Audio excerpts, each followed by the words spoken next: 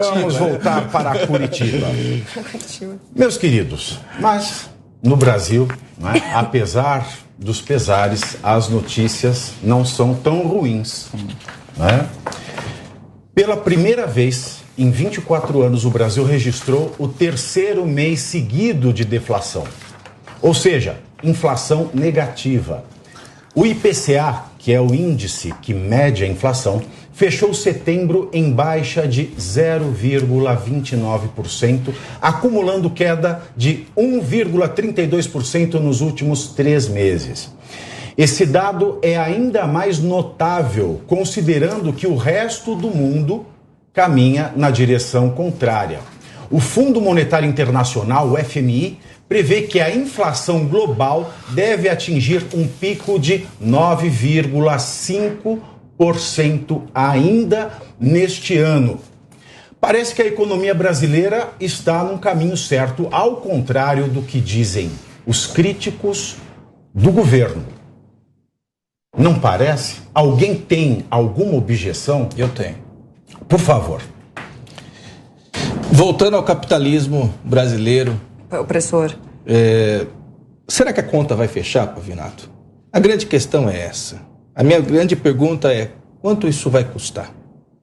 Porque a deflação, sim, no Brasil... Você não duvida da Odebrecht e está duvidando? Não, eu duvido de todo mundo. Não, peraí. Não, as coisas são diferentes.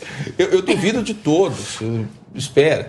A questão é o seguinte: quem está nos assistindo, a conta vai fechar? Bom, o auxílio emergencial vai até dia 31 de dezembro. Houve uma redução, sim, por parte de decisão do Congresso Nacional, no preço dos combustíveis. Isso é verdade. Isso vai ser segurado até quando e a qual custo? Porque é o Estado, entenda-se, União e Estados, deixando de receber tributos para a educação, para a saúde, para a segurança pública, para segurar um aumento do preço dos combustíveis. Isso fica até quando? Será que a gente não está fazendo mais uma vez aquilo que os economistas chamam de voo de galinha? Que é, parece que vai voar, daí cai de novo. A economia brasileira, toda hora acontece isso. Nosso ciclo econômico sempre tem o voo de galinha. Na década de 70, só para deixar lá atrás, teve um milagre brasileiro. Demorou 3 anos. Em 73, houve um aumento do preço dos combustíveis, no caso, a crise da OPEP. E a economia brasileira afundou. Daí nós chegamos àquele sistema de hiperinflação e todo mundo conhece essa história. Mas a gente está entrando no âmbito da adivinhação, né? Tá tudo ótimo economicamente, mas e se der errado daqui a uns meses, né? Tipo, aquela pessoa que torce contra o governo mesmo, né? Mas não é adivinhação. E se, né? Às vezes jogam búzios. E se começar a dar errado... Eu quero colocar um dado aqui. Eu quero colocar um dado aqui, tá? Para a gente deixar essa discussão mais completa em matéria eleitoral, e aí eu vou passar para o professor Capês, tá? De fato, essa queda, né, no IPCA, essa deflação continuada por 3 meses, ela tem muito a ver, né, principalmente a ver com a desoneração dos combustíveis. Né? O governo deixou de tributar os combustíveis para que o preço caísse na bomba. Tem a ver? Tem a ver. É uma medida? É uma medida. É um plano? É um plano. Bom ou ruim no futuro, não sabemos. Mas ocorre que o candidato do Partido dos Trabalhadores, Luiz Inácio Lula da Silva, que disse, né, que o agronegócio tinha que ser extinto, chamou o pessoal de fascista, na caruda, um pouquinho lá atrás, alguns meses antes desse segundo turno. Ele começou a acenar para esse eleitorado que é majoritariamente bolsonarista. E o que ele fez? Vamos lembrar que ninguém sabe qual é o plano econômico do Lula. Não temos plano de governo do Lula. Além, né, dessa desoneração que nós temos hoje, que nós não sabemos até quando ela se sustenta, o Lula prometeu a esse setor incentivo, principalmente ao pessoal do etanol e para o pessoal do diesel. Ele prometeu que ele vai deixar misturar mais coisas no diesel. Ou seja, a gente tem um plano que a gente não sabe quanto dura. E de outro lado, a gente não tem um plano, e em cima de um plano que existe, eu prometo mais incentivo.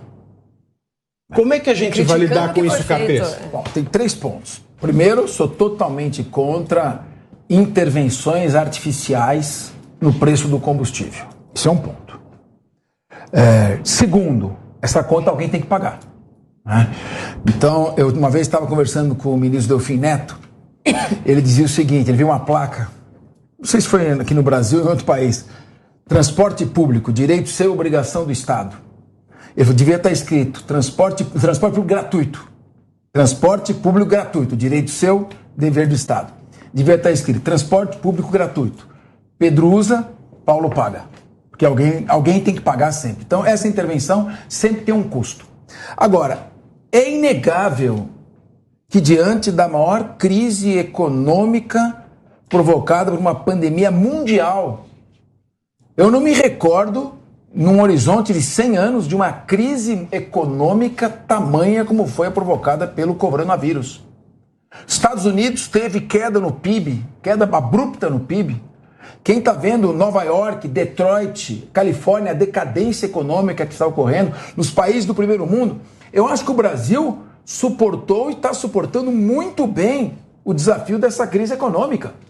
Nós tivemos comércio fechado. Eu me lembro que o Paulo Guedes disse no começo de março de 2020, se ficar tudo fechado até 6 de abril, o país quebra. Nós ficamos fechados um ano. E nós estamos numa situação, não é uma situação farta, mas uma situação relativamente e economicamente favorável. E é claro que o governo tem que fazer esforços para atender socialmente a população carente que precisa do Estado.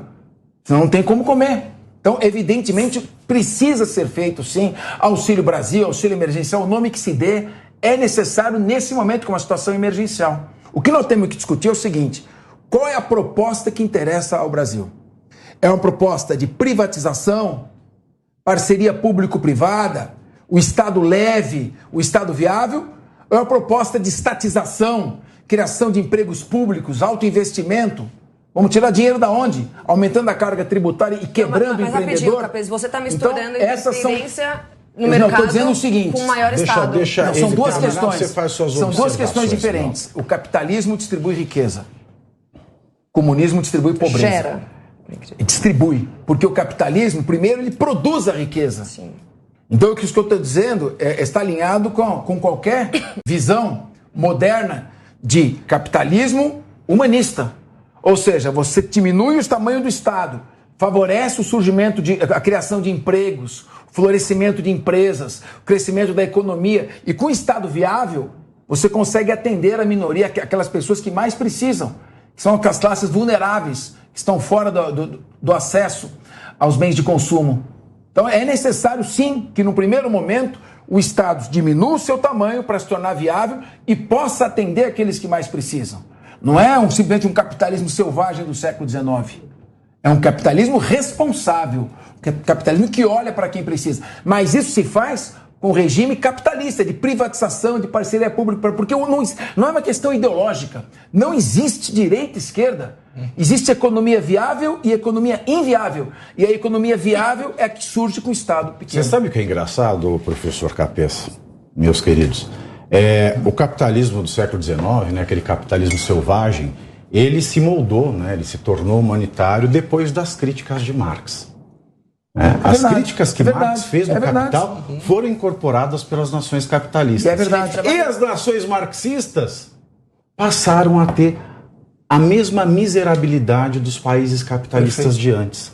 E é por isso que muito engraçado. Marxismo surgiu Marx com a exploração da primeira e segunda fase da Revolução Industrial, sobre o trabalho, 16 horas por dia, mulheres, idosos, crianças. Aí começaram a surgir... Eu quero comentar muita coisa. A partir do marxismo, começaram a surgir as legislações trabalhistas de proteção.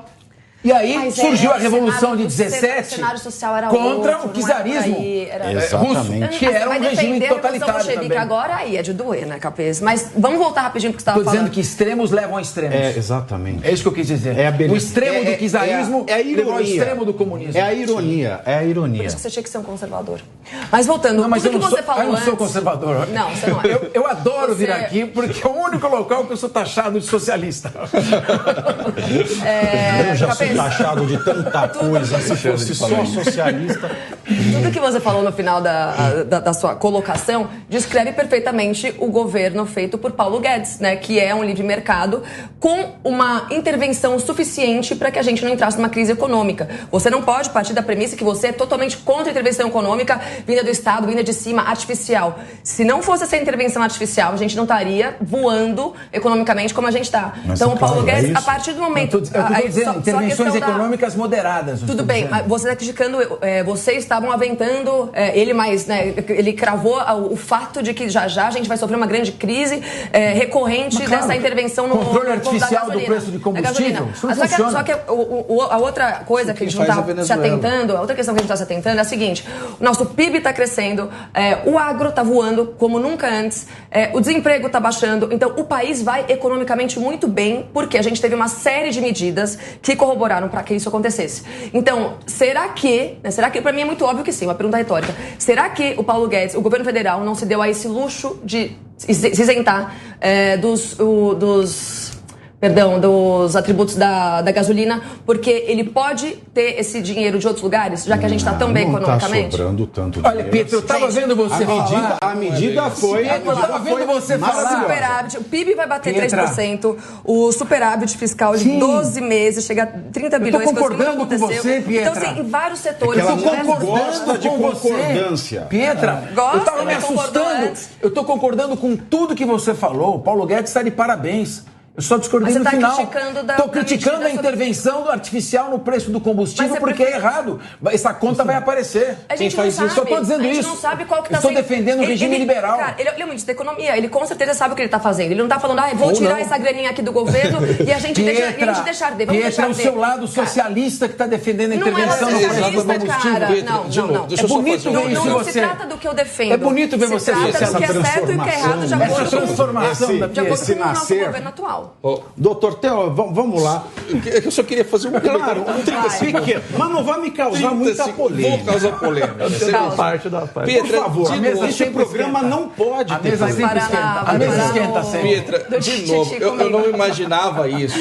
Olha só, eu e o professor Capesa aqui, a gente está sendo muito mais capitalista que você, Pietra. Você está sendo comunista. Quem defende... Em que momento? Intervenção. Quem defende intervenção do Estado na economia? Quem diminui... Ela deu uma dilmada. Ela deu uma dilmada. Ela dilmou. Quem diminuiu o preço da gasolina foi a Venezuela. Existe um Estado, já que existe um Ministério da Economia, ele tem que sim lidar com os problemas e as crises econômicas, e é isso que ele está fazendo. Exato. Então você aplaudiria a medida da Dilma Rousseff quando interviu no preço do combustível também? Tem que ser coerente. Cara, se quer o seu lado sentido, socialista, lógico, tem que falar. Não então. tem a ver com socialismo, Capeta. Mas você não pode. Nessa, a gente Pietra. depende de um Estado que, os meus infelizmente, comentários são ligados. Adam Smith e ele fugiu dança conforme a com música. o cachorro tem que haver essa que está por detrás. Exatamente. Por mim, não existiria nem Estado, praticamente. Para mim, o Estado só existiria para segurança. Aí você já virou anarquista. Segurança. Não, aí você já é anarquista. Não. Você não quer o Estado. Ô, Pietra. Anarcocapitalista, talvez. Mas nem tudo porque eu defendo o Estado que trabalha na segurança, eu não sou anarcocapitalista. Anarcocapitalista cristã?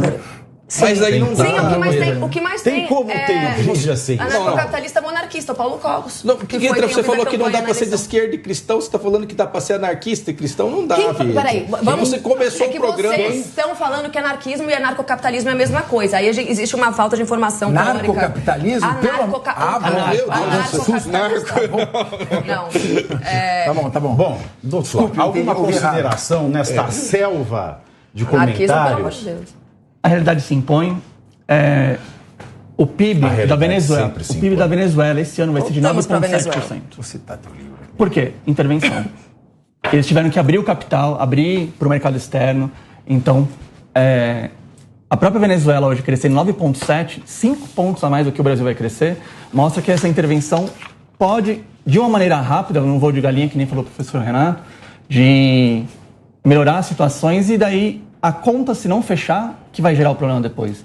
Então a gente tem que tomar muito cuidado nesse nível de intervenção. A gente tem teorias novas do capitalismo e nós temos dois grandes tipos de capitalismo, o de livre mercado e o de mercado coordenado, que é quando o Estado ele faz essas pequenas intervenções e aí tem que fazer de uma maneira que a conta fecha, que nem falou o professor Cafés.